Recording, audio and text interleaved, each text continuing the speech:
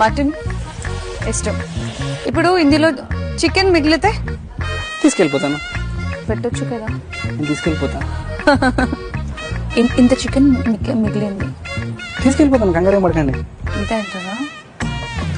ఇప్పుడు ఆ ఫిష్ కూడా తీసుకొని వెళ్ళిపోతారా? అంతే కదా. ఫిష్ తర్వాత ఆయిల్ వేసిస్తాను. ఒక 2 ముక్కలు తీసేసుకో త్వరగా. ఒక ప్లేట్ లో పెట్టేసుకో, దాచేసుకో. రేపైనా త్వరగా తీసుకో, రావట్లేదు.